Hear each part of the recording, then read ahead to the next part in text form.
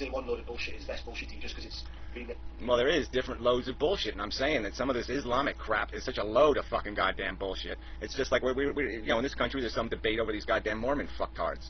You know, how much tolerance we should have for their bullshit. Yeah, there's a point where you just say, fuck that shit. For longer is pretty silly, isn't it? You know, you say, you know, you got to respect the place that you move to, you got to respect what's established there. I got to pull out the fucking Indian card, you know. America is founded, established on people going over the genocide. Yeah, like people, British people, right? You know, a lot of Britishers. You know, whatever. Who the fuck cares? I mean, I didn't do it that, did I? Have I made a video defending the colonization of North America, the Europeans spreading across the world? Did I justify any of that and say, oh yeah, great idea, annihilate all the rest of the world, do the empire thing? I didn't have any part in any of that kind of crap. All right, and so and obviously, if we were doing it today, it would be an obscenity. It would be grotesque. You know, we'd all get it that you can't just take what the indigenous population has and replace it with your shit. Right, of the American native Indians, I don't pull that card on you, Gary. You know, it's an obvious one, but it's fucking a good point, isn't it? Really. Yeah, no, it's really lame. As lame as like the Hitler card or something. It's a bullshit card. Like I said, I haven't defended what took place. You wouldn't be sat there now in the culture that you're comfortable with, having this conversation, were it not for the fact that you're...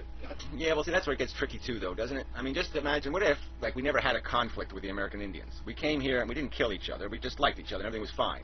But we just still imported millions of people from Europe here, all right? We just took the place over. Would the American Indians be in any better condition today?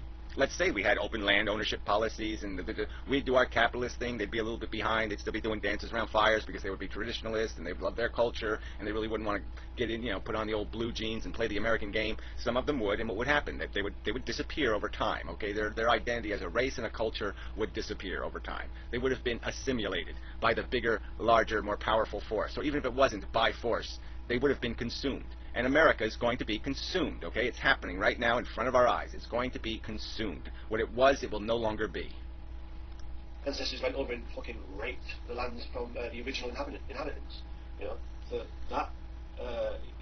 that's the kind of problem, isn't it? You know, an aggressive takeover of a place, you know? It's not this... Well, like I said, it doesn't even have to be aggressive, okay? I mean, it can happen just because people one population is going to overwhelm the native population and they'll dilute it and destroy it.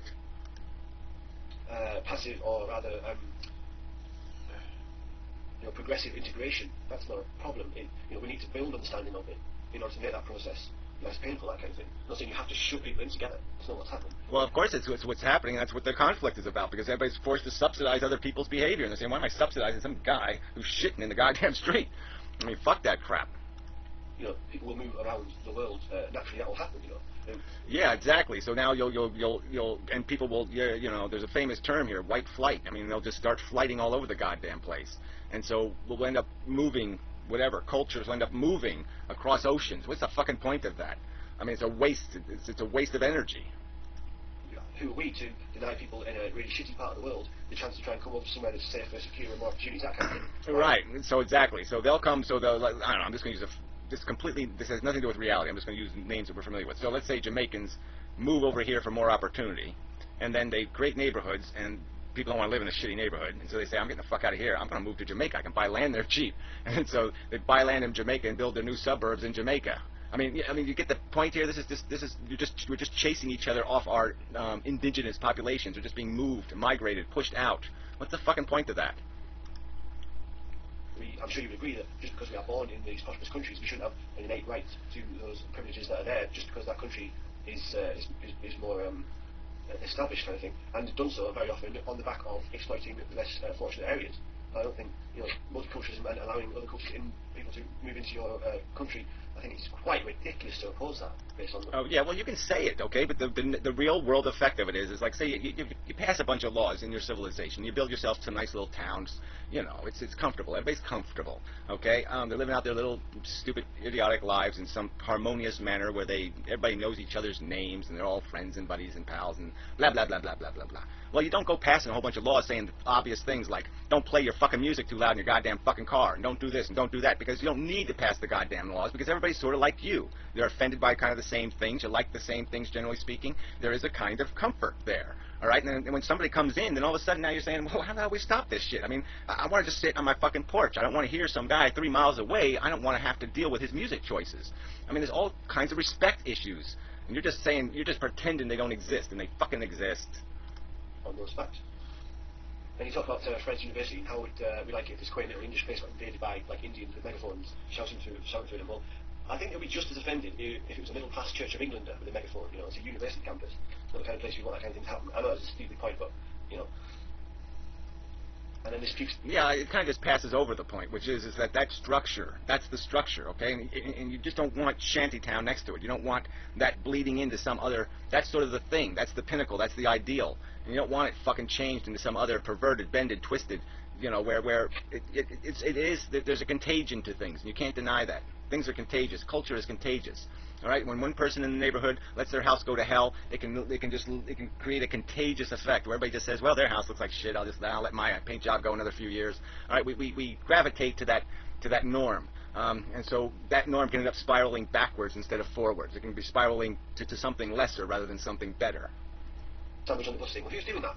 You know, people. Burqa is a puke sandwich. Okay, if somebody's wearing a burqa, they might as well be eating a puke sandwich, especially in countries that have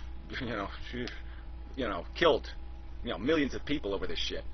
Yeah, that's a puke sandwich. You want to come over here and wear a fucking burqa? Fuck you. In their own living rooms, I advise against it. It's a bit tough to clean up, but where are these people shoving the cultures into other people's faces? Where's that happening? I'm more at the point. Why is it more offensive?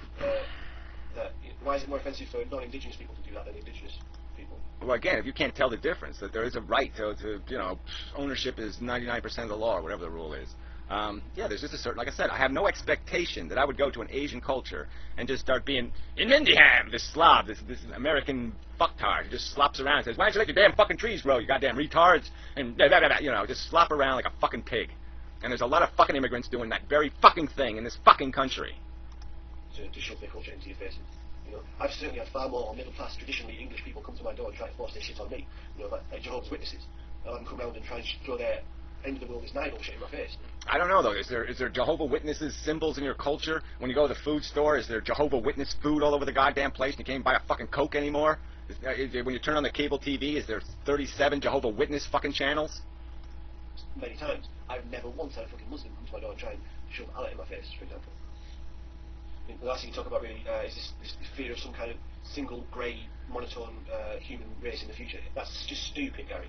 No, I'm sorry, it's not just stupid, okay? Why don't you fucking go find the statisticals on the subject, okay? Go find a chart that shows what the racial configuration of the human species was 200 years, well, let's go 300 years ago, see the numbers, and then do 100 years ago, and then do 50 years ago, and now do now, and just see where it's heading, asshole. Okay, it's not something that's going to happen 1,000 years from now. Okay, I mean, it's now. It's over. That game is over. And like I say, I'm not against it. I'm just saying let's acknowledge that's the reality. That's what's going to fucking goddamn happen. And there's no point in us clinging to any kind of racial identity because it's fucked. It's never going to happen. It's only a really small percentage of people that do breed outside of their race overall. And even if you did say that eventually that kind of thing's going to happen, that the whole world will just be this one monotone race. Which I think is a quite fucking ridiculous argument. Well, yeah, go find a purebred American Indian. Go find one. Go even a Hawaiian. I don't even know if you can find a purebred Hawaiian anymore. I mean, come on. The dilution is a reality. Even if you entertain the idea of it, you're talking thousands and thousands of years into the future. Now you're talking maybe 3 more generations. Fucking clear ourselves off the planet with fucking nuclear war anyway. We'll be far gone before that ever has a chance to come anywhere near it happen. I should say, I know you recognise it. You say you're actually just kind of problem to it, but it's an interesting topic. I was kind of disappointed by your video though, so I just wanted to make a response because you had my still on the screen there, so I was kind of thinking you were going to reply to me.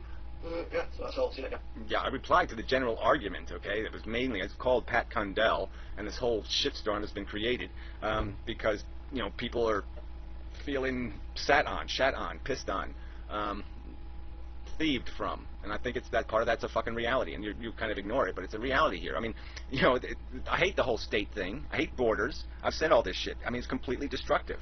Because as soon as you create these pockets, like you have whole towns that are one race and one culture, like having a state that has one way of doing things. And what happens when it goes bankrupt or its way really fucks up? Well, then everybody else has to pick up and we've got to bail out California.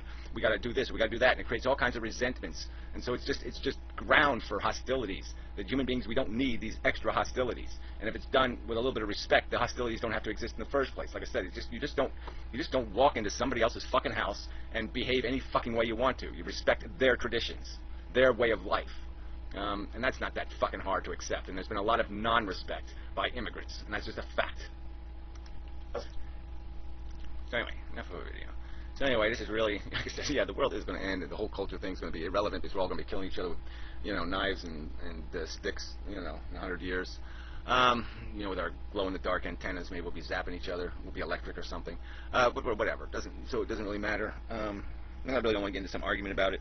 But this politics is not this. It's just not this simple as, they're just being old farts. I mean, I'm conceding that, yeah, I'm gapped. I'm feeling the generation gap.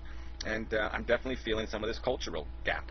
All right, because there's a lot of shit that just like, yeah, this is my traditional life, and it's not my traditional life anymore. My neighborhood isn't my neighborhood anymore, and that's really not a fun thing to have happen to you. To have a place you love turn into a place you don't like is not a good fucking thing.